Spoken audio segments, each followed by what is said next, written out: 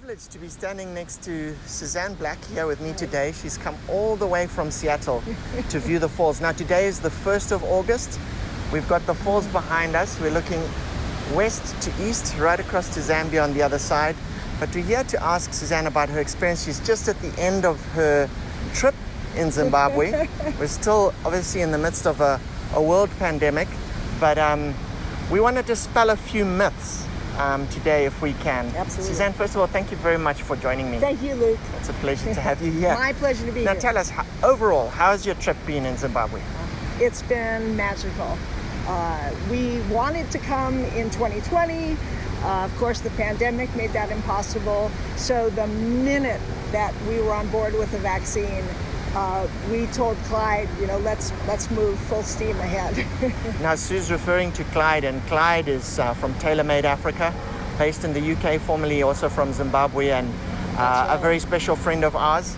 And, without Clyde, it might have been quite tricky to navigate the protocols and requirements, because we understand that actually Zimbabwe is being flagged by the US as a place not to travel to. Exactly. We received an email while we were in Zimbabwe, I think it was at Camp Wange, that said, don't travel to Zimbabwe. And we just laughed. I mean, it's been no problem to come at all. Well, we understand that obviously we don't want to get into the politics, and they do it for a reason, and they want to keep their citizens safe. Sure. But tell us a little bit about your arrival into the country at the airport. Were you required to quarantine or... We weren't required to quarantine. Of course, we're vaccinated, but Clyde had told us that, everybody we meet in the tourist areas of Zimbabwe would be vaccinated, so we felt really safe.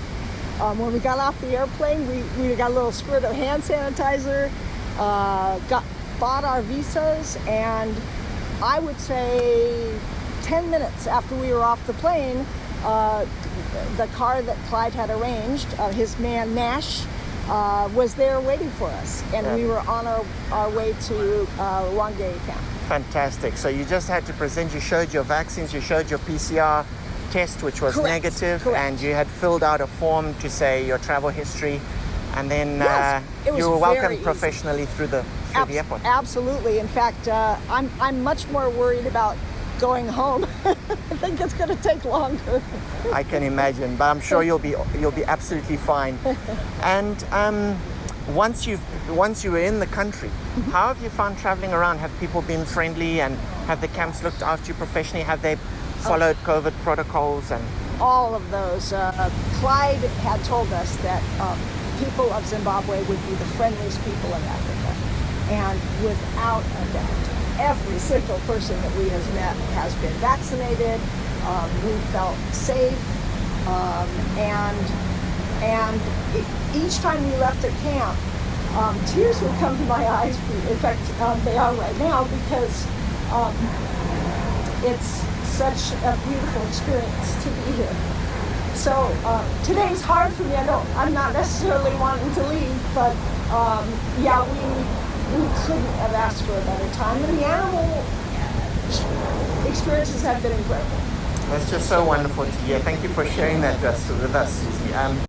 Now, one of the other things is we've been had some challenges in the worldwide press where they've been saying that this incredible natural wonder behind us is dry and it's been reduced to a trickle.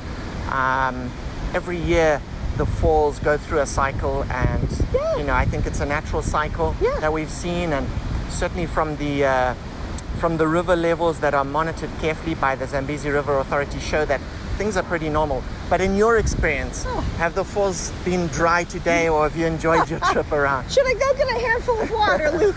No, they're of course not dry. They're magnificent. We actually donned raincoats for a part of the tour.